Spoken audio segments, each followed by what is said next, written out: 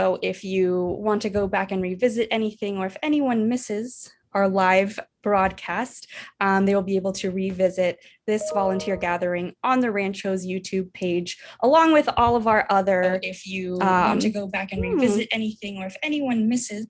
There we go. Along with our other video content that is also on our YouTube page. So we are broadcasting to YouTube. This is being recorded.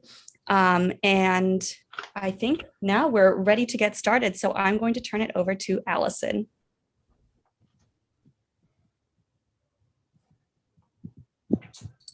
You would think after 15 months, I would figure out that mute button. I will get there eventually. So hello, everyone. Thank you for being here tonight. We're super excited about this presentation. I want to talk to you about a few things. The house is reopening, albeit cautiously. We currently have the lower level open so people can look into the library, parlor, and the dining room. The upper floor is featured through the virtual tour, which is on the iPad between the parlor and the dining room. Currently, the upper floor will stay closed. And even as things loosen up in California, we will be more cautious as to when we open the upper floor. This minimizes the risk to the public, volunteers, staff, and collections. Masks are still in effect. So for now, we will require that staff, volunteers, and the public all wear masks. LA County has also said that the current mask rule will stay in effect through June 15th. So we will do the same. I understand the guidelines are a moving target and they fluctuate literally almost daily. So we will do our best to keep people informed as things change. There are many considerations to consider. And while things are looking great in California, COVID-19 is not going away quite yet. So we need to be cautious and consider the health of our volunteers, staff, and public. We have and will continue to align with what LA County and the city of Long Beach requires of us to keep everyone safe. We want to get this right and establish best practices. We will start offering guided tours in June after the new guidelines are issued on June 15th. We are working on a new ticketed system so people can indicate whether they want a guided tour or if they would prefer a self-paced tour. And so we are going to offer both of those options. And I know there's been a lot of conversation about the parlor. And as many of you know, have either heard or literally seen, the parlor is going to temporarily go away. It will come back after we're done with the restoration, and we are developing those plans. And so everyone knows the reason for its closure is that we only restored a portion of the 1930s living room, and we don't know what the floors and our walls look like in the parlor section, since it is part of a larger room. We have a responsibility as a historic site and museum to restore the entire area. To do so otherwise is not a good representation of a historic site. 100% that the timing is not ideal. However, we do have a grant to adhere to, and the restoration company we're using has the time now. Hence why we're doing this work now.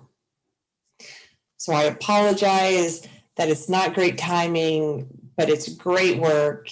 And as representatives, as volunteers of the site, I hope you can communicate that to our public. Also, what's exciting is we will be welcoming 2 Getty Marrow multicultural interns this summer. One will be in the curatorial department and will report to Sarah until July 1st. And then will report to me for the remainder of the internship. One will be assisting Alana with our summer camps. We have just finished the selection process. And we will be letting the Getty know who our selections are. We will share more about our new interns as the selection process finalizes. For now, please know that we have wonderful interns helping us out this summer, and that, frankly, we're going to be doing in in-person summer camp, so yay for that. And with all that new news, I am very excited to have Randy with us. And for those that don't know, I have known Randy for a few years through the California Naturalist program. And he is a wonderful person. And I am so looking forward to his program. And with that, I will turn it over to Megan. Thanks, Allison. Thanks for all those updates. It's my privilege to introduce Randy in a formal way. Let's see, I found out that he's a retired dentist. He was 40 years in that and also taught at UCLA. At the same time, Randy is an accomplished underwater photographer, has been doing that since the 1970s. He said that a few years after, or decades after he became an underwater photographer, he went on a safari in Africa and decided it was high time to get involved in wildlife photography too. He loves nature walks. He gives them throughout the South Bay. He leads our birding opportunities. He used to lead our bird walks. So many volunteers on this call might already be familiar with him. He not only leads the bird walks at Rancho Los Cerritos, but as I said, throughout the South Bay and particularly in Palos Verdes along the peninsula's trails there. In fact, he's a member and serves on the board of directors of the Palos Verdes Conservancy. The Conservancy's mission is to acquire land, to keep it from being developed, to manage habitat, especially returning it to coastal sage scrub where possible, and to promote conservation through education and advocacy programs.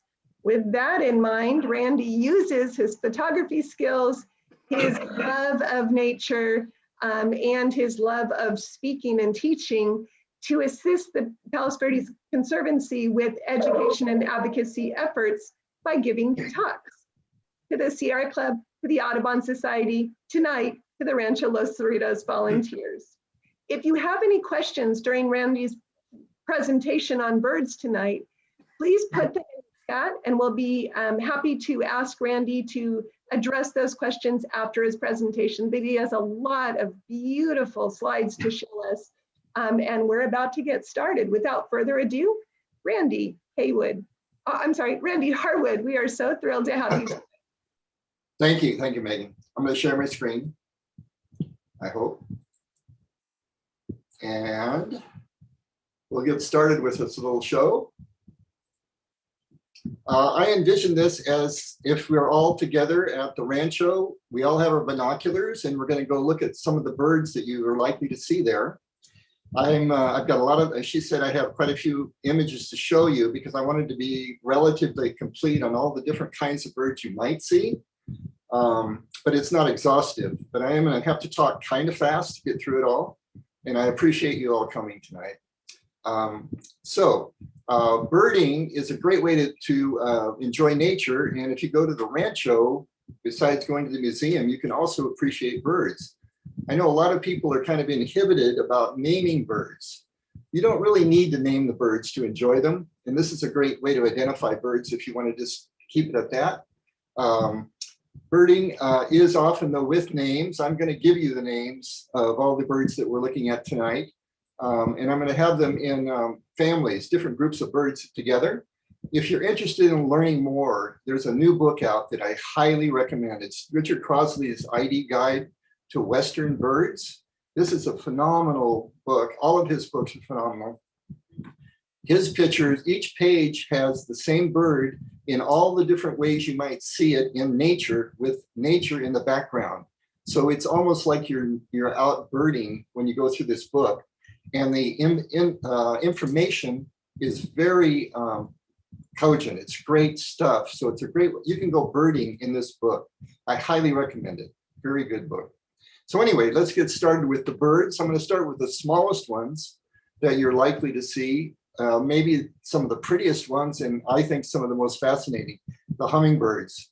So when you see a little Rufus, the brownish red color there is Rufus. We call that Rufus. and green on a little hummer, it's probably an Allen's hummingbird. They're probably the most common around here.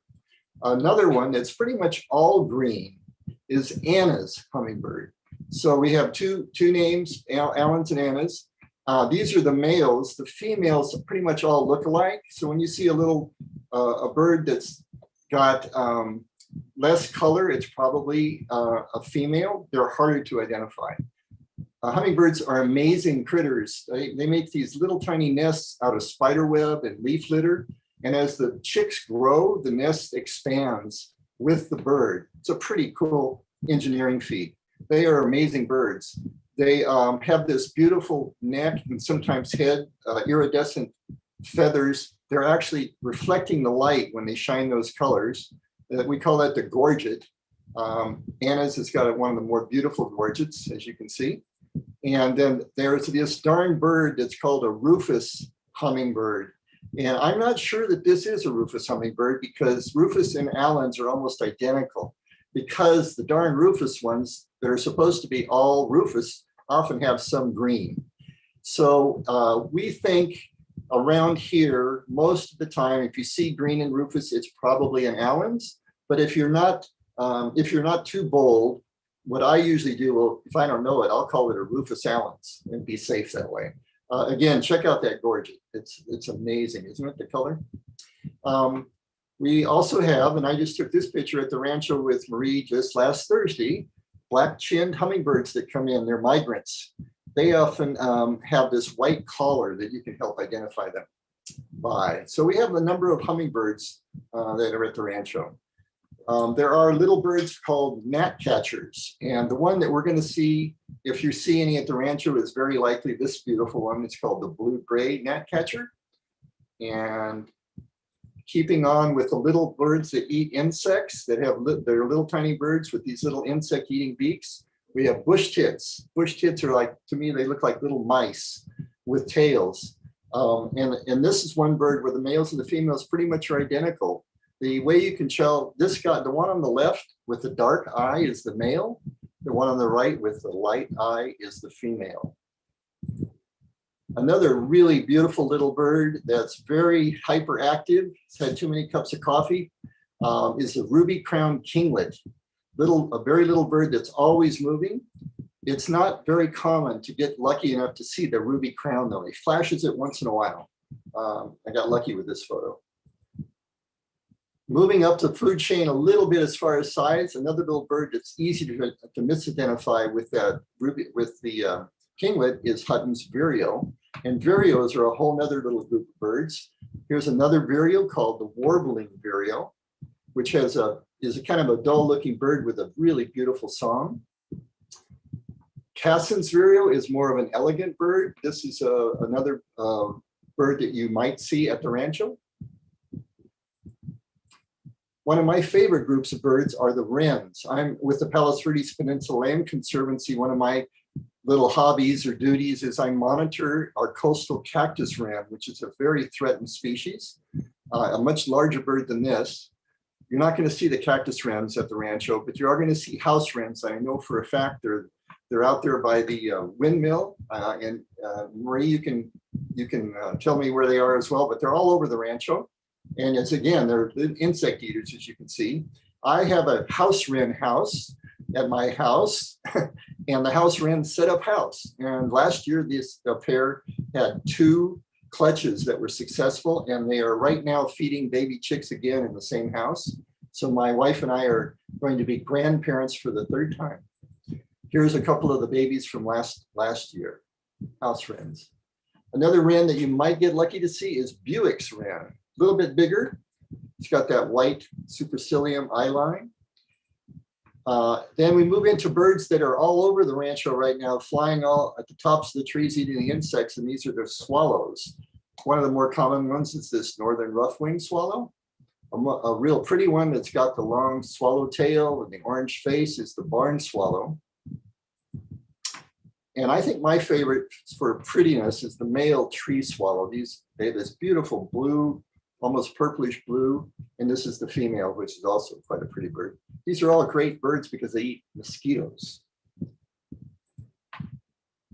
Moving on, these are the flycatchers, another really cool group of birds, and the very most common flycatcher that you've probably all seen. This one is black phoebe.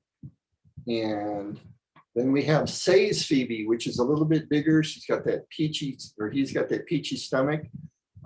This is a migrant that's here part of the year. This one just has been in for the last month or so. It's the Pacific Slope flycatcher. And I took this picture at the Rancho as well. This is a bird that I know Marie said was there, and this one was in my yard as well. This is the olive-sided flycatcher, a very aggressive bee and wasp eater, and butterflies, I guess. Olive-sided flycatcher. And a little bit bigger flycatcher, a little maybe more elegant looking, is our ash-throated flycatcher. And then there's two kingbirds that we're likely to see around here. This one is Cassin's kingbird, and this one is the western kingbird. And if that doesn't drive you crazy trying to tell the difference, you're a very good birder, because it's challenging. There are field marks, I won't go into it, but one of them is this white line on the back of the tail of the western as it takes off. If you see that, it's probably a western. Again, the good thing to know is look at that cool bird and look at what it's doing, and you don't have to worry about the name. Moving on to a lot of birds, when they're migrating, they will migrate mixed flocks with different species. And one of the most common, especially at the Rancho, I'm sure, is the robin and the cedar waxwings. They tend to often go together. That was also taken at the Rancho. And the cedar waxwings are very cool birds. They're really elegant, beautiful birds. This is a thing to say. If you'd like to attract birds to your area, I highly recommend running clean water. You'll get all kinds of birds. Water is, as you know, very important, and birds love it. So this is the American robin, and it's in the thrush family. It's a thrush. It's our North America's most common, most well-known thrush, the American robin. But there are other thrushes. There's the hermit thrush and Swainson's thrush. And this is another one that, boy, telling the difference is you're a really good birder if you're positive, oh, that's a Swainson and that's a hermit. They're very similar. Really neat. They kind of hide out in the bushes. They have an interesting call. Another beautiful bird that's likely here, and I know I've seen them at the Rancho, is the western bluebird. This is the beautiful male. And this is the male and the female, and they're doing I think this is a courting thing, where he's pretending to feed her, or he is feeding her and she's asking for it. And then this is the female and a chick, western bluebirds. And they do really well in these bluebird boxes. So another giant group of birds. A lot of people that aren't birders think that everything that's smaller than a ostrich and it's brown is a sparrow. And that's not true, but there are sparrows. This particular sparrow, who's a pretty good looking bird, is actually not supposed to be here. It's from Europe, the house sparrow. If you want to find these, go to McDonald's, throw a French fry on the ground, and you'll probably get a house sparrow. They're all over the place. But the native sparrows, this is one of my favorites, is the song sparrow. And the reason he's a favorite is he's got a beautiful song, a very intricate, beautiful song. One that's very similar like the song sparrow in looks, but is a lot skulkier, hides a lot more, shyer, little duller color, is Lincoln's sparrow. This is the harbinger of winter. They show up in the fall and are here through about April. April, they start getting late. It's our white-crowned sparrows. This kind of shows you the male birds usually are much more colorful than the female birds. And it's obviously, we think it's because the females need to sit on a nest of eggs. And the last thing she wants to do is to tell all the predators where she and her babies are. So the male, on the other hand, has to attract the female. So this is a good example of that sexual dimorphism, they call it. Another sparrow-like bird, I took this at the Rancho as well, is the dark-eyed or Oregon junco. The juncos have this black head, little sparrow-like bird with a black head. I think you have nesting juncos at the Rancho based on this picture. So one of the biggest sparrows we have is the California towhee, which has this pretty much just a large brown sparrow. The way to tell a towhee is this. We kind of call him the orange butt. So if you see an all brown bird, long tail with an orange butt, that's our California towhee. But there is a beautiful California towhee that's called the Spotted Toady, and this one's more of a migrant. Really beautiful bird, Spotted Toady. I know somebody here really likes lazuli buntings. I think I heard that. And this is a little migrant that when you get to see one of these, it's a real treat. You don't see them all the time. They're so beautiful. Here's one in flight, lazuli bunting.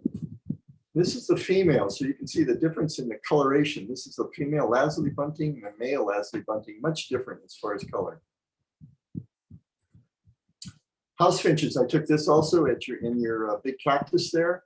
The house finches are one of our most common birds. It's here year-round. The males have color red or orange or yellow based on the food they eat. The females are pretty much just streaky brown. They have, for being kind of a dull bird, a really beautiful call. And then once in a while, you might get lucky and see these migrant finches, purple finches, the male and the female. One of the most common finches, as well as the house finch, are the lesser goldfinches. And this is another great example of male and female looks. But this bird can look like all brown. It can be very, very bright. It can be really dull. Lots of different variations in how these birds look. They're a little bit smaller than a house finch. Much bigger than a house finch, though, is this big bird with this big, gross beak, big, great beak. It's our black-headed grosbeak. There is a group of birds that all the birders really love and kind of really hate at the same time. That's the warblers, because warblers they're all these really hyperactive birds. They usually are high up in the trees, so we all need chiropractors because we're always getting warbler neck. And they have most of them have a characteristic of having some combination of yellow, black, and white, but they can be very variable. And so the yellow, black, and white little songbirds like this with beautiful calls are often warblers. This is the most common in the spring. I've seen 40 of these in a lawn one time together. Unlike most warblers, which are much less, they don't go together in big packs, like Audubon's yellow-rumped warbler. It's called a yellow-rumped warbler because of his yellow rump. There is another one, though, that's this is another example of an Audubon's. The variability is great, but they always have, Audubon says, the yellow neck and then that yellow rump. There is another one, though, that's the myrtle yellow-rumped warbler, which is more of an eastern bird. They lack that yellow neck. It's usually white, but they do have the yellow rump. One of my favorite also is Townsend's warbler, a really beautiful little bird. And now you can really see the yellow, black, and white thing going on. And then another yellow, black, and white thing. And so it's the combinations, where that black is, where's that white, where's that yellow. And again, mostly in the males, that will tell you what the bird is. And you can tell warblers often are insect-eating birds. This is our common yellow throat. This is the female common yellow throat. You can see it's got the yellow throat, but not nearly as brightly colored. Yeah. This is probably the most common warbler you will see year-round. It's our orange-crowned warbler, and it's pretty much a yellow-green bird, and that's usually how you're going to see it. Once in a blue moon, you're going to get lucky and get to see the orange crown on that orange crown warbler. I see orange crown warblers in my yard almost every day. They're very common. Wilson's warbler, they've been around for a few months now. This is a real pretty little guy. He's got the black cap and the beady black eye, Wilson's warbler.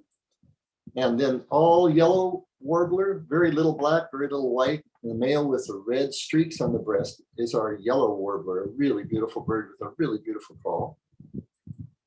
And this one might be one of my favorites as well. This is a hermit warbler. For every 50, 100 orange crown warblers, maybe 300 orange crown warblers, I'll see one of these guys, hermit warbler. Then there are a couple of warblers that are basically black and white. This is our black-throated gray. And a lot of people see this bird and think and hope and wish it's this bird, the black and white warbler, because this one's much less common. You can see, though, it's a much different looking bird, and it acts more like a nuthatch or a woodpecker. It crawls up and down the trees, not flies around in the branches. Another whole group of birds are tanagers, and the only probably the only tanagers we're going to be seeing at the Rancho are the Western. And again, here's the male and the female. Another gorgeous group of birds are the Orioles. And I know you have hooded Orioles at the Rancho. We saw them last Thursday. I don't know if there's any more striking bird in California than the male hooded Oriole. And this is the female. She's still a good looking bird. Occasionally you get lucky and get another Oriole called Bullock's Oriole. And very, very unusual out here is the Baltimore Oriole. There are a whole group of birds, and I know you guys have seen this bird before. The birders call this a rock dove, not a pigeon, but pigeons and doves are all in the same family. And the most common dove is our mourning dove. Very long, sharp tail, blue eye-ring. We can confuse them with this guy, which is a non-native bird from Eurasia called the Eurasian collared dove. Look at that tail, squared off tail, and a little black collar. That's a Eurasian collared dove. And then this guy, got this at the Rancho 2 weeks ago. Very unusual, actually. We don't see these down here that much. It is our band-tailed pigeon. Quite beautiful bird.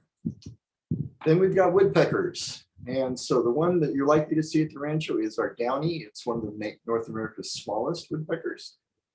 It's got this big white patch on its back. But another one, oh, sorry, this is a little rated R or rated X. It's not that common. You get to catch woodpeckers in the act. So I had to show you. And then we have Nuttall's woodpecker. You see there's no white patch. There's these white stripes. So these two, the Nuttall's and the downy, are the woodpeckers you're likely to see.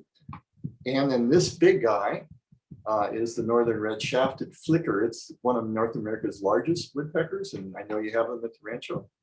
And we got this at the Rancho. Marie was kind enough to show me this one, the red-breasted sapsucker, really beautiful bird. I know ducks fly overhead, so I'm going to show you some mallards. And the a real huge difference in male and females, of course, and then but the females get the cute credit for those little ducklings.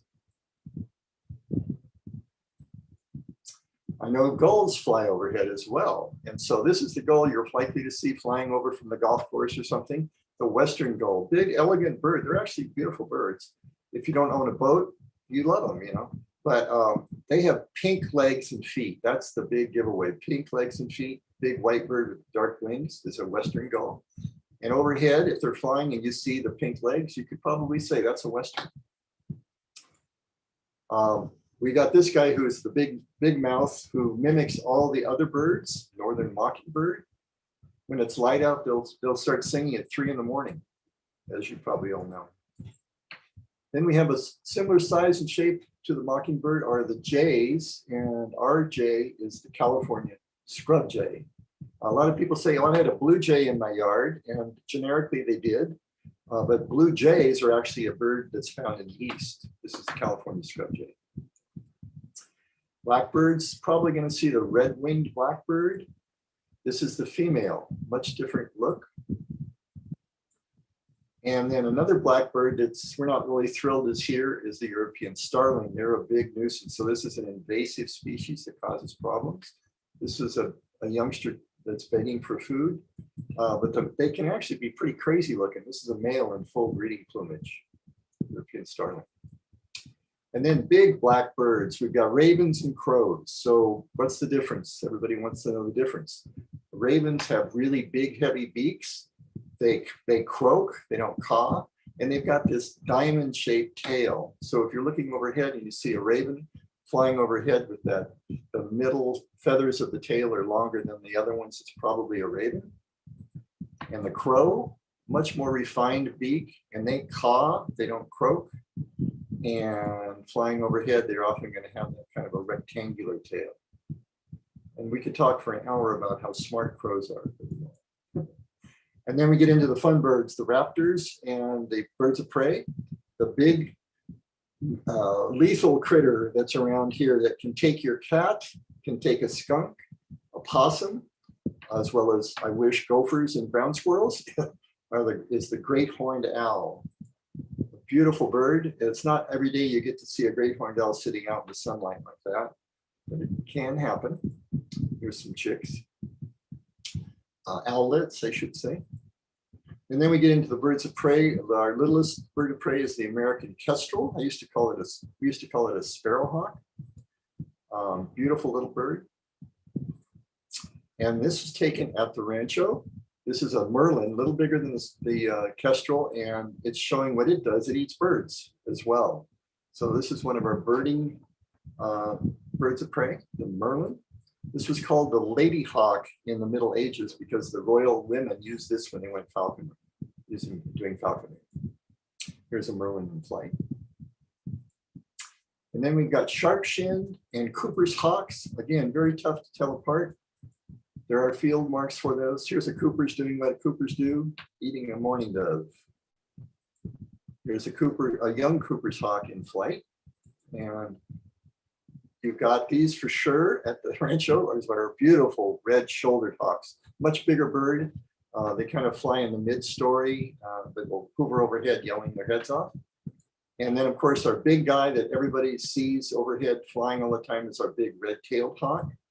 Also takes birds. I used to think, oh, they eat mammals only, but obviously they take birds as well.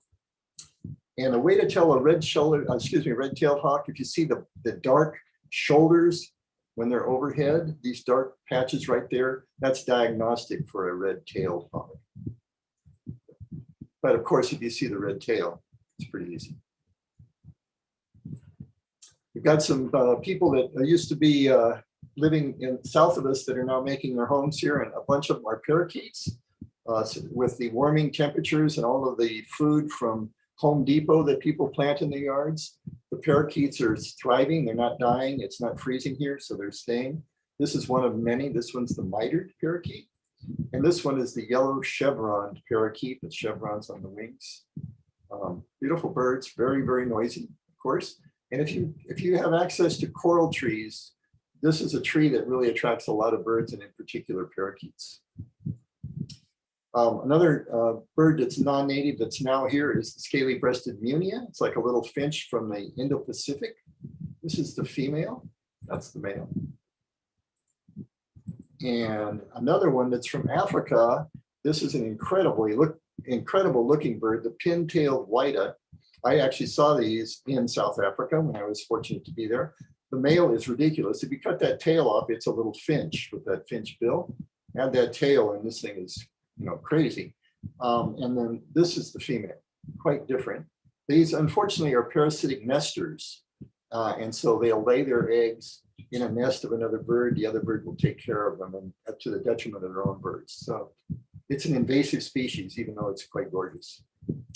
And I'm running out of time. And so I invite you, if you'd like to see more of my pictures, I've got a website, rkh-photography.com, and I welcome any questions. And I guess I'll stop sharing.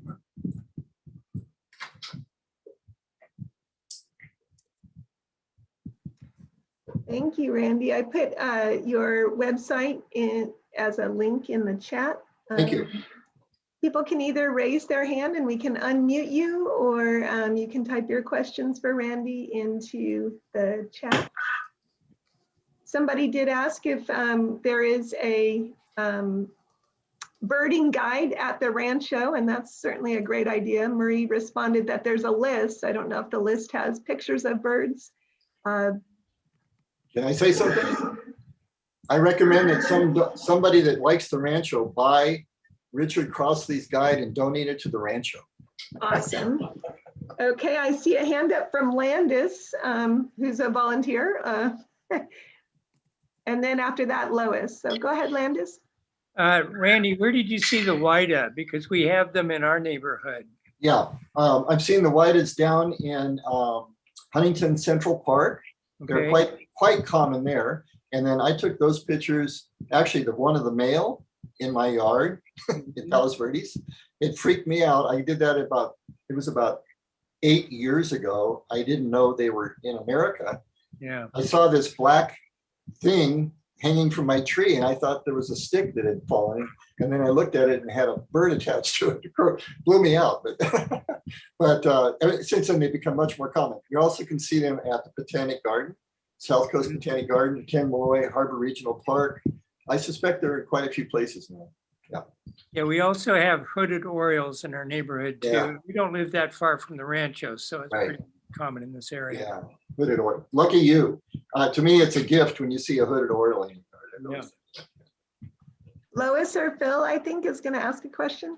Hi, we live in Lakewood, and we've had a pair of great horned owls Mhm. that took over Cooper's nest and laid 2 eggs, had 2 chicks, one of which didn't survive. The other one came to our house for about 8 hours in our Pine tree. our Japanese pine tree. Yep.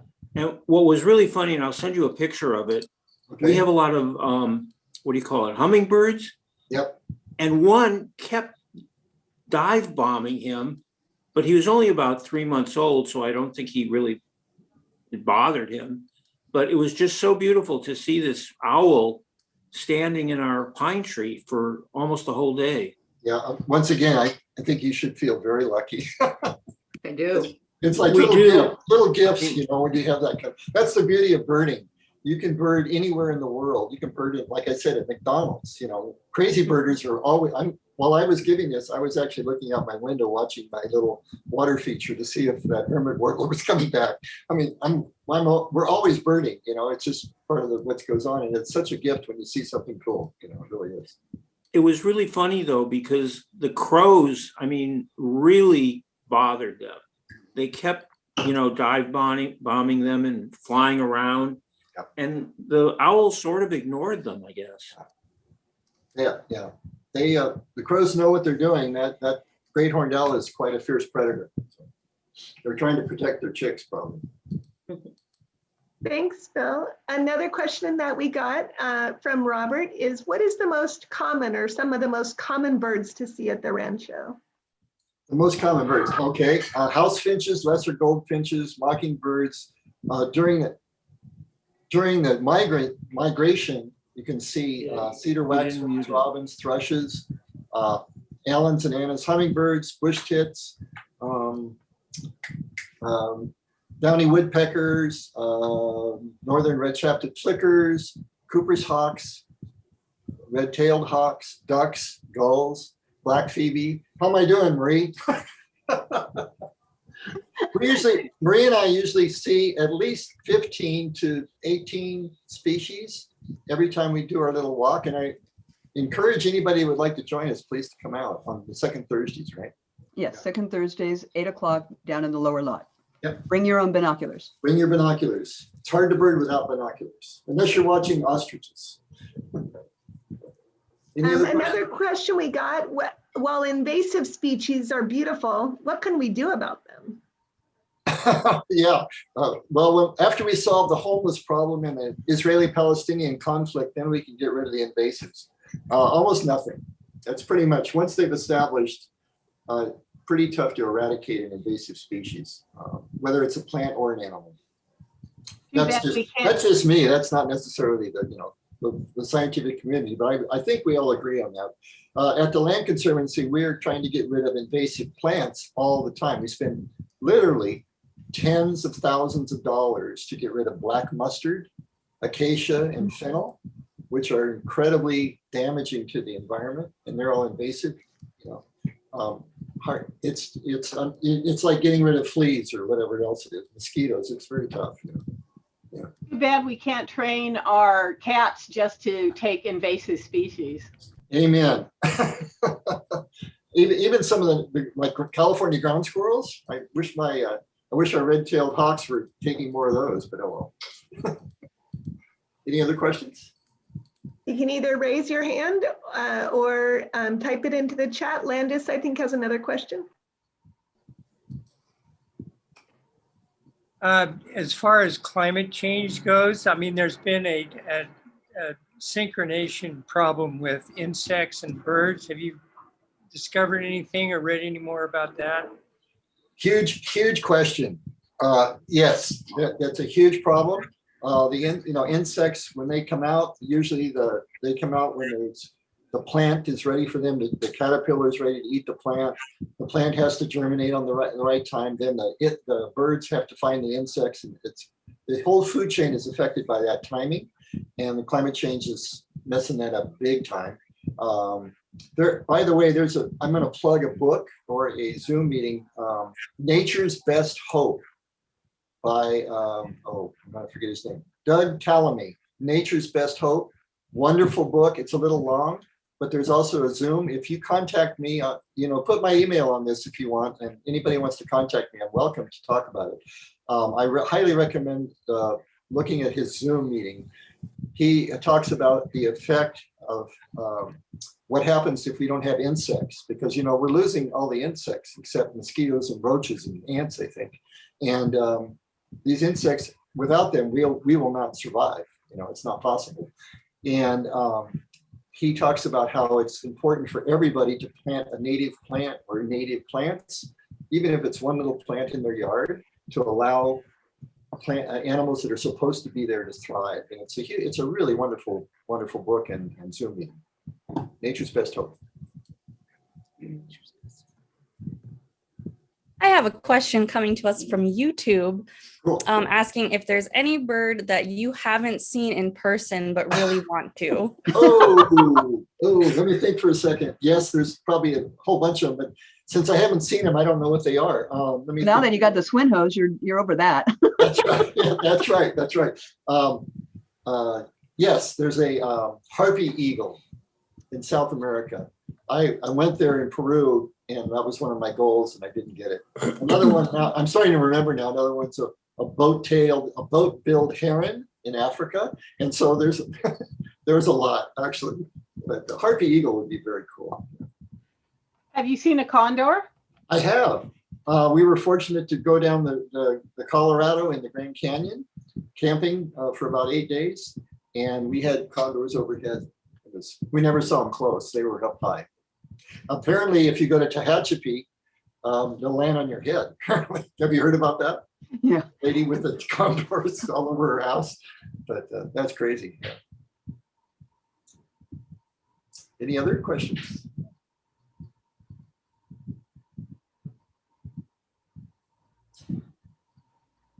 I'm not seeing any more, but Okay. we know that Randy will be around on the second second Thursday of every month at the Rancho. You got to get up early, 8 a.m. I'm told the birds get hot, so they're mostly out when it's nice and cool in the morning and when it's quiet in the morning.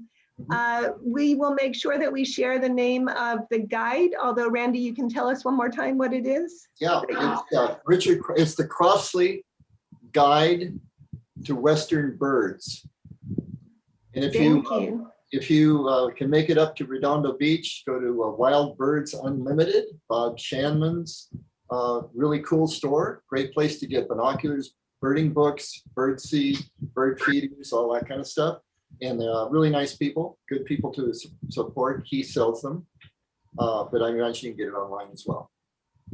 Fantastic. I am one of those in the very first picture where it said bird, bird, bird, bird, bird, but then Randy showed us how beautiful and glorious they are and how different and distinct they are. What an incredible treat, Randy, to have you join us tonight. Thank you. And every month on the second Thursday, I'll get it right, at 8 a.m. with Marie doing a tag team. We have been having bird walks for years, and this is the first time we've had Randy join us with this bigger group, but what an incredible treat for all of us tonight. Thank you, Randy. You're welcome. Thank you. I'm going to hand it over to Marie, who has an update about the gardens, and then we have some more updates. And of course, towards the end tonight, we will be able to say hello in the visual world, the virtual world, to all of our volunteers. Here is Marie. Hey guys. As the wisteria leaves out, the arbor changes dramatically. The whole environment becomes cool and green and shady. But I don't want you to mourn the fact that we don't have the wisteria in bloom anymore, because if you take a walk down to the California native garden, you will see this stunning California native called Carpinteria.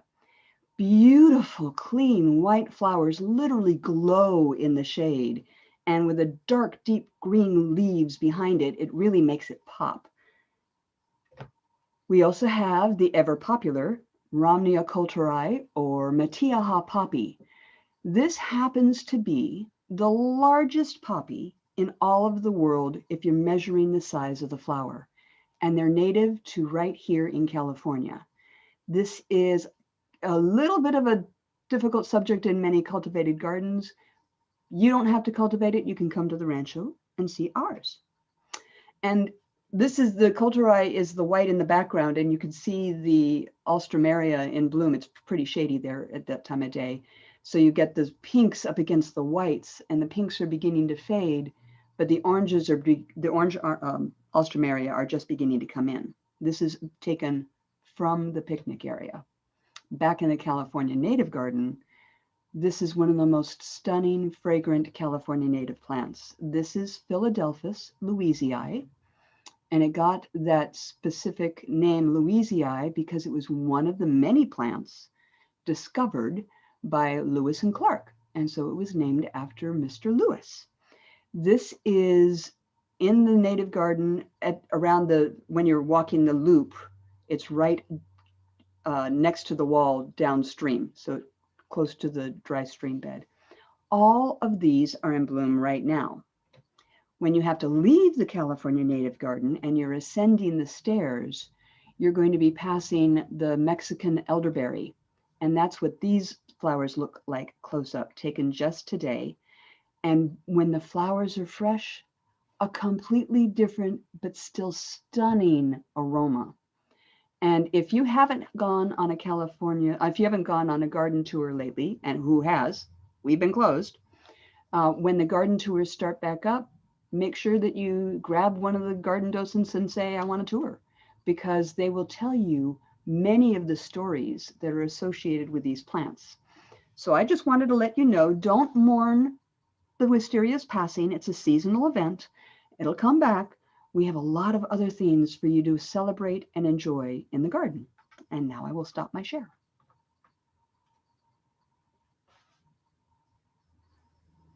Thanks, Marie. Speaking of tours, they are indeed coming back, both garden tours and house tours sometime in the middle of June. Just a quick update for our docents and our docents-to-be.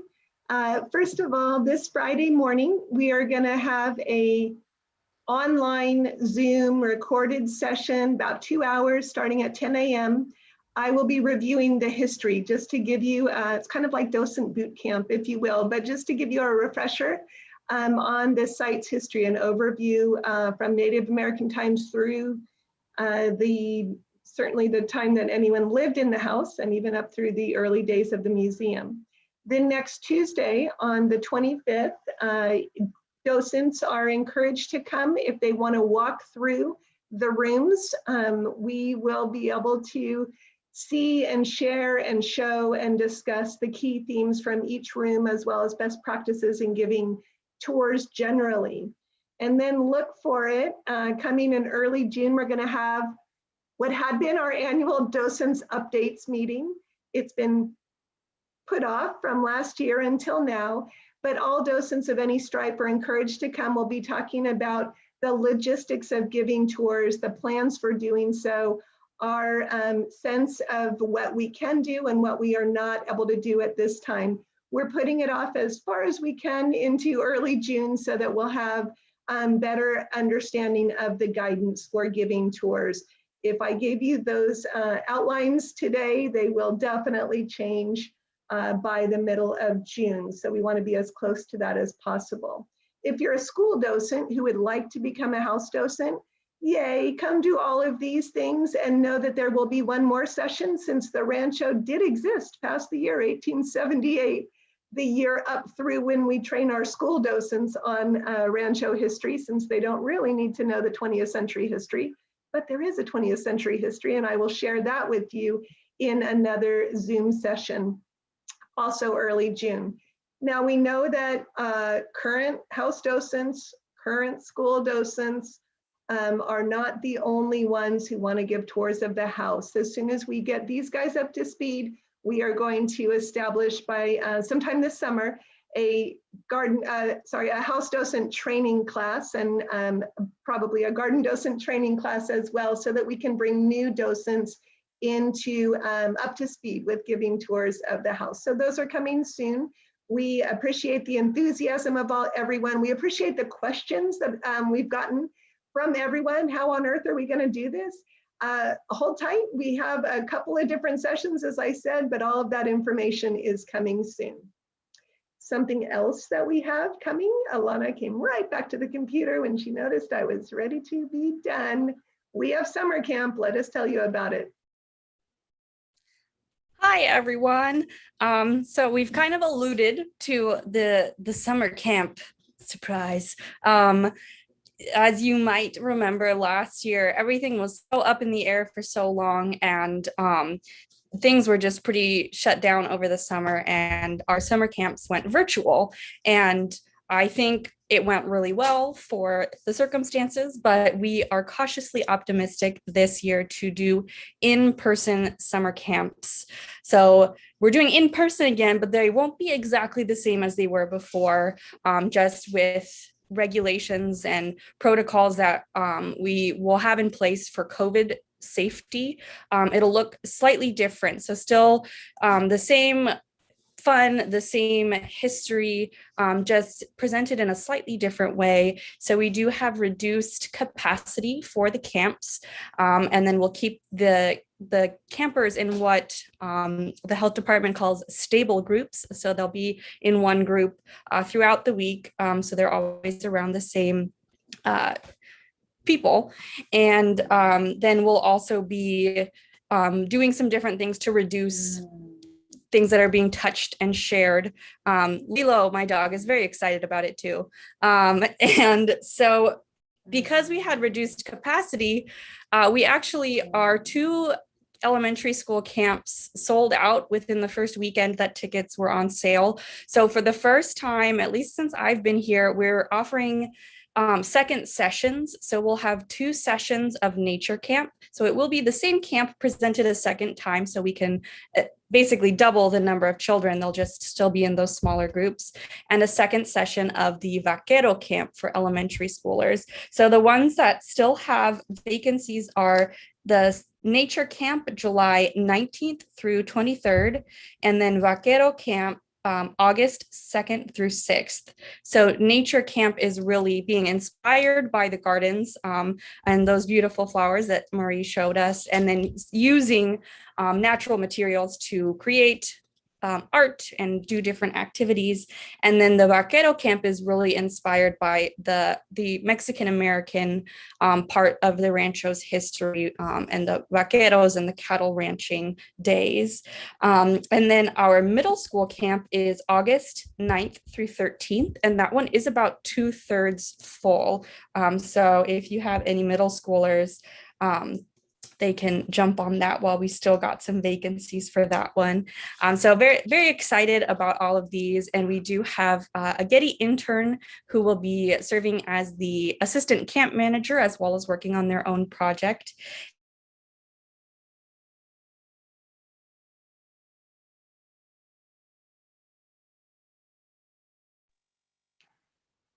Alana may have frozen. Has anyone else seen that? Okay, I think Alana froze, but we do have a Getty intern coming to assist, and then we will have some teen or college student spots. If anyone knows children, we hope you'll share the word with neighbors or friends or grandchildren or your own children. If anyone knows teenagers who might be interested in helping this summer, not the big core of volunteers we've traditionally had, but a smaller group, and they need to apply through Alana within the next week or possibly less. So this is kind of urgent. We are thrilled now to bring everyone else into the conversation. Laura, take it away.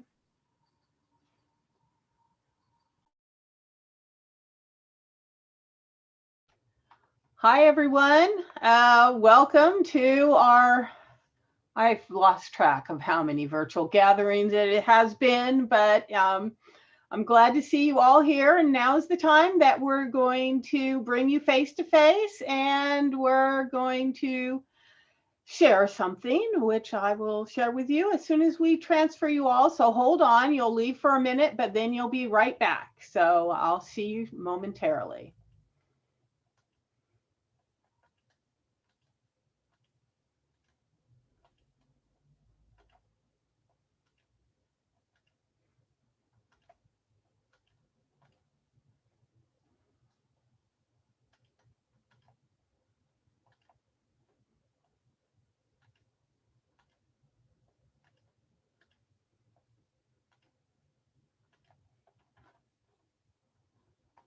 Okay, I think we have you all, and today I wanted to share something that has been a very exciting thing for me and really goes along with what was our talk tonight. I traveled to a wedding this weekend, which is something pretty exciting in these times. I traveled to Tulsa and I got to be with my sister and my nieces and my daughter and my father's, my stepmother's family and everything. But one of the main reasons I wanted to go is because I wanted to add a bird to my list, and I thought there was a good chance that I could see this bird in Tulsa.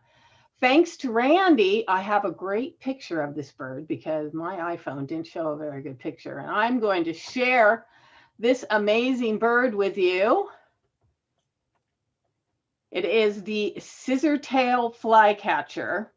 And he's a very colorful bird. And you see this long, long tail here that's way longer than the bird's body. And he flies around. And when he goes to catch the birds, his tail opens up and closes and opens and closes. And it's just really exciting. So that was my big excitement. And so what's been new and exciting with you?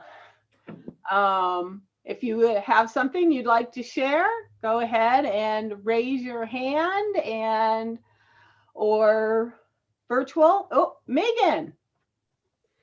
I just got back from a trip to Washington, D.C., where my older son was promoted from a lieutenant in the U.S. Army to a captain in the U.S. Army. Wow. And I'm not as quick as Laura to have it on my screen, but maybe I'll put it in quick notes. Super proud of him and fun to see Monticello and Mount Vernon and Colonial Williamsburg, and especially some of the little historic houses in and around Washington, D.C.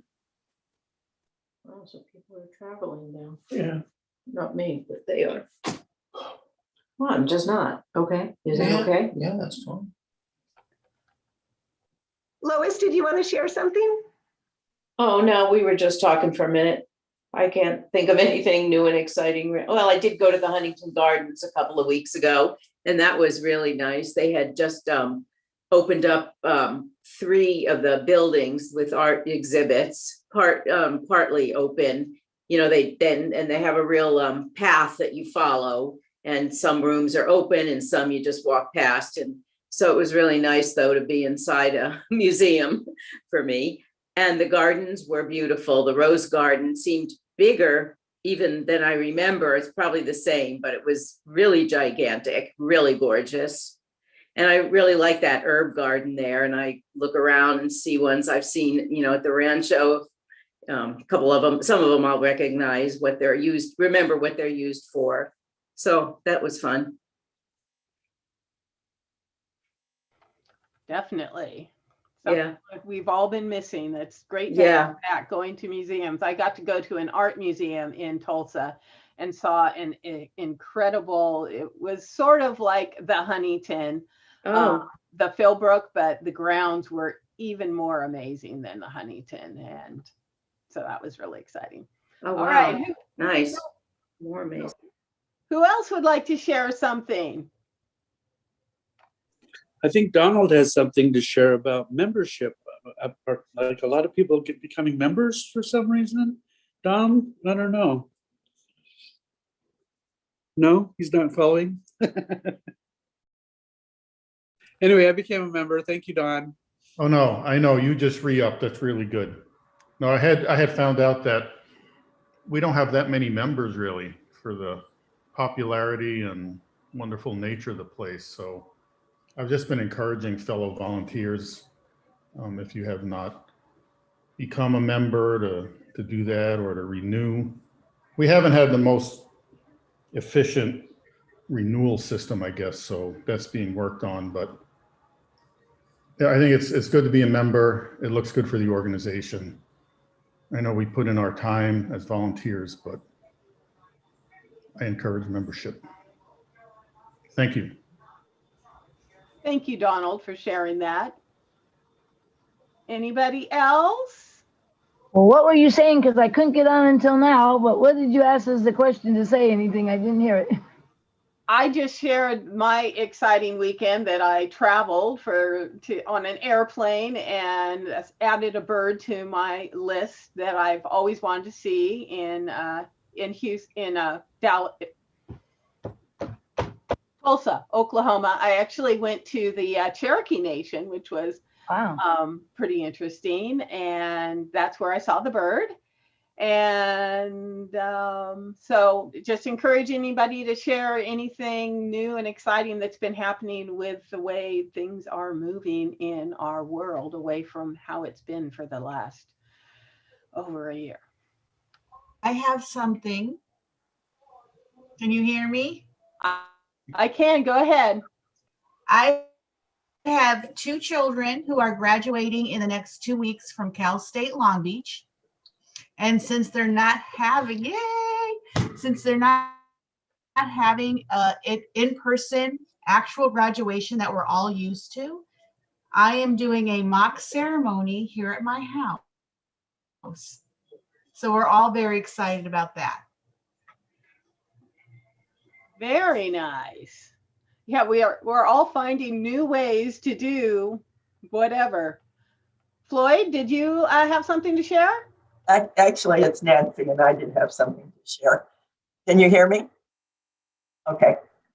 Yeah, Floyd and I just took a 3-day trip up to Cambria just to see if we could actually go more than 20 miles from our house. And it was really nice, and we stayed in the 125-year-old. We went to see the Field of Lights in Paso Robles, which if you've never seen it, go see it. It is worth it. It is incredible. It's indescribable. It's so beautiful. So we had a really nice time, saw the elephant seals and hiked in the Scaly Nature Preserve. It's very nice.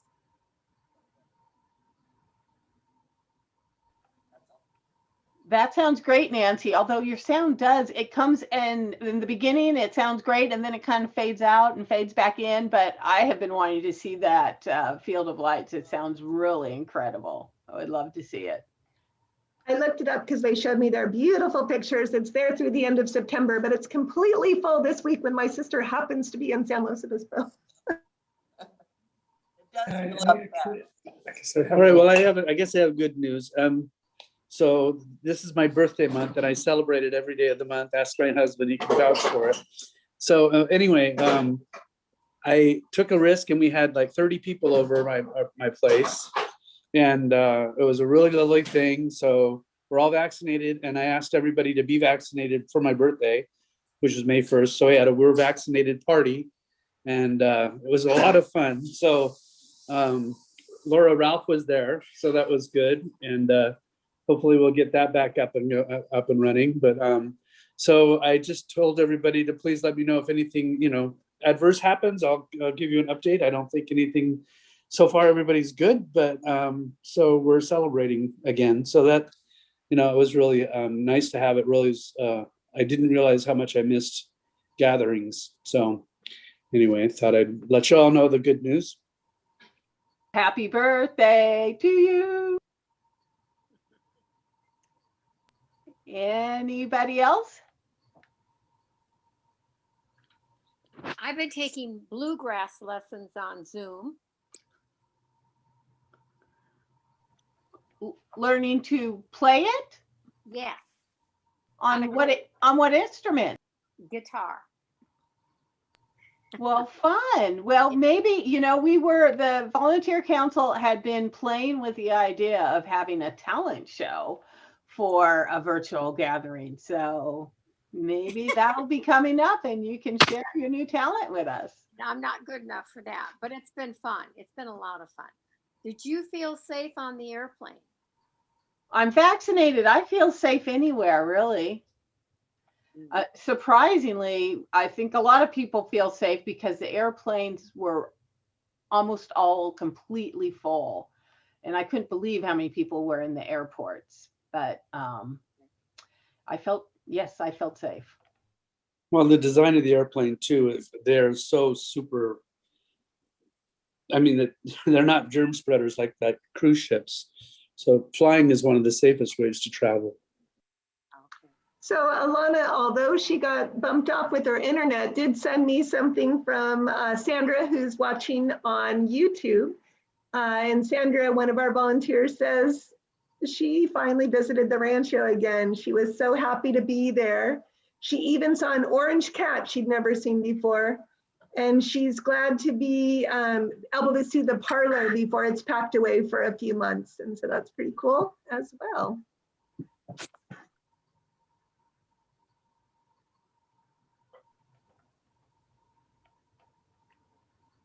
Anybody else want to raise your hand or just light up your box and start talking?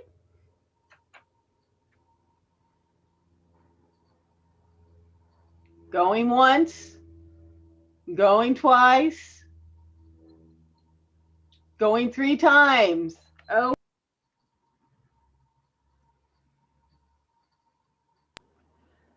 I'll just give you a few updates. So all of you that were here tonight, I will record your hours for you on Volgistics. But anybody watching later on YouTube, you can go to Volgistics and record your own hours. Please do under volunteer enrichment. We still are going to be having the bi-monthly virtual coffees at 10 o'clock on the 2nd and 4th Mondays of the month. You're all invited to come. I send out the invitation the Sunday before. Of course, we still have gardening on Tuesday mornings, and you can RSVP to Marie. You can do that on Volgistics too.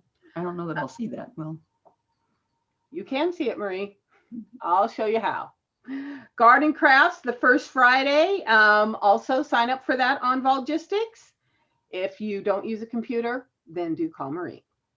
Curatorial work days, you can sign up for those on Volgistics, and Sarah and I will automatically know about it, and we have you all set up to go.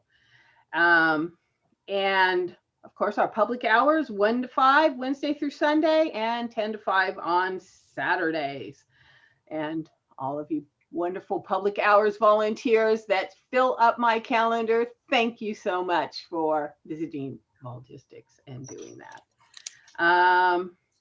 Next month, we have our kind of a goodbye with Sarah being the featured speaker at our virtual gathering on Tuesday, June 15th, and she'll be telling us all about the new Raices exhibit that she got all set up before she says goodbye to us. And save the date for something very, very exciting. I hope the end of these virtual gatherings and the beginning of our in-person gatherings on September 21st. We will have our in-person volunteer appreciation dinner at the Reef, and people can get their rewards and be honored. We can honor Ginny Wilkie from being the Sarah Bixby Award winner last year, and Martin Bell, the Sarah Bixby Award winner this year, and all the ABCDs and the people with gems that haven't been getting to the Rancho, the ones that come. Hopefully I've remembered to give you your gems. So with that, I think we can bid adieu unless anybody. Thank you, Randy, for joining us tonight. Thank you, Marie, for sharing the pictures of the Rancho, and Alana, who's not here, for sharing our summer camp plans. I look forward to seeing a lot of you and many others on Friday virtually and next Tuesday at the Rancho. Laura, we appreciate all that you do to make these happen. Thank you. Thank you, Randy. I loved it. It was great. Good night. Good night, everyone.